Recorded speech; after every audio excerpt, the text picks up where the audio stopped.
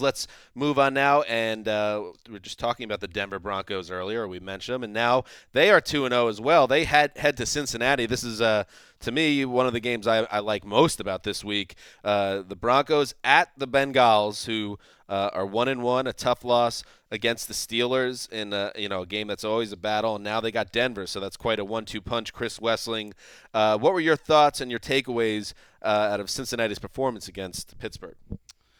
Two takeaways. They are 5-6 in their last 11 games since starting 8-0 last year. Are we sure they're still one of the AFC's best team? That's takeaway number one.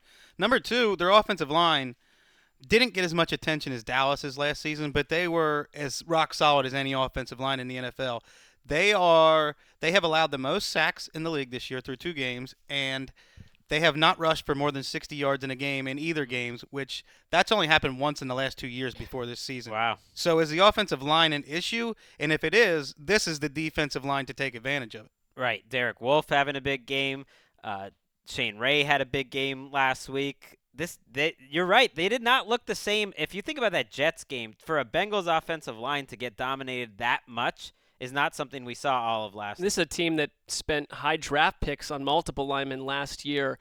And part of that 5-6 record is attached to A.J. McCarron in the lineup. But it's fair to ask because every season it seems like coaches and players are pulled from the Bengals and they keep it going. At some point, that's going to start to cost you, and maybe we're starting to see it now. I think you're making all good points about Cincinnati. I still think they're a really good team, and I think they're gonna hold court against the Broncos. I think Denver's due for a loss. I think Trevor Siemian's going to struggle big time on the road in Cincinnati, and I think that's going to be the key to the game. I'm so confident, in fact. Oh, Wes, wow. listen up. I will make the Bengals my Week 2 lock of the week. Bengals winning some football games on Sunday. Multiple games. Well, Okay. one. What led you to this conclusion? I just said. I just explained it to you.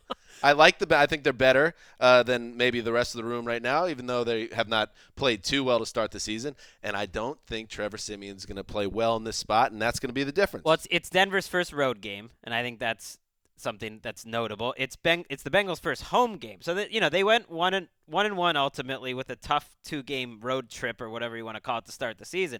Teams do play. I want to see Trevor Siemian in a game where he faces a little more pressure. That last game against Indianapolis, as Wes said on Sunday night, you can sort of throw it out for him. He didn't do poorly, but he barely had to do anything. He didn't face any pass rush whatsoever against Indianapolis. So this is a bigger test for the Denver offense going on the road against what should be a pretty good Bengals defense. That's my prediction. This is the Trevor Siemian comes down to earth game. Doesn't mean they're in trouble, but 2-1 after 3 weeks, they're okay. Where was he before? Up in the skies, in your mind?